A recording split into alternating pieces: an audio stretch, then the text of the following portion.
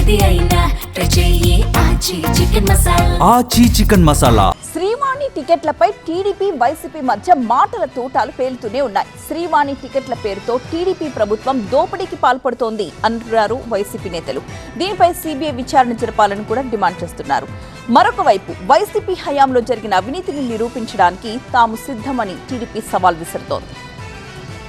తిరుమల శ్రీవాణి టికెట్లపై గొడవ రోజు రోజుకు ముదురుతోంది. శ్రీవాణి టికెట్లను కూటమి ప్రభుత్వంలో బ్లాక్ లో అమ్ముకుంటున్నారన్నారు YCP MP YV Subba Reddy. Same Srivani system ద్వారానే ఎంతో మంది భక్తులు దర్శనాలు అవుతుంటే దాంట్లో కూడా బ్లాక్ మార్కెట్లో శ్రీవాణి టికెట్లు అమ్మే పరిస్థితి ఈరోజు కూటమి ప్రభుత్వం అధికారంలోకి వచ్చినాక తిరుమల తిరుపతి దేవస్థానంలో ఉంది.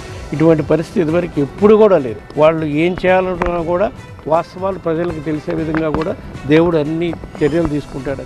శ్రీవాణి టికెట్ల దందాపై సిబిఐతో విచారణ జరిపించాలని డిమాండ్ చేశారు టీటీడీ మాజీ chairman Bhumana Karunakar Reddy.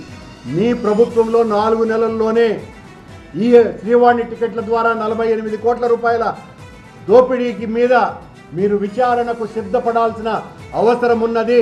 TTD IT విభాగంలో భారీగా అవకతవకలు జరుగుతున్నాయన్నారు భూమన. బీటెక్ కూడా చదవని వ్యక్తిని ఐటీ జీఎం గా నియమించి దోచుకుంటున్నారని ఆరోపించారు. బీటెక్ కూడా లేనటువంటి వ్యక్తిని టీసీఎస్ వాళ్ళ ద్వారా, అంటే ఇతనని కాదు సుమా, పెద్దలు ఇతనికి ఆ పదవి ఇచ్చినారు, తమకు బాగా తాబేదారుగా ఉంటాడని టీసీఎస్ సంస్థ ద్వారా కొత్త సాఫ్ట్వేర్ను తీసుకువచ్చినాము అని చెబుతున్న వీళ్ళు ఈ సాఫ్ట్వేర్ వచ్చిన తరువాతనే ఈ దోపిడీకి తలుపులు బార్లా తీసినారు. వైసీపీ పాలనలోనే టీటీడీలోని అనేక విభాగాల్లో అక్రమాలు చోటు చేసుకున్నాయన్నారు ఏపీ బ్రాహ్మణ సంక్షేమ సంఘం చైర్మన్ బుచ్చి రాంప్రసాద్.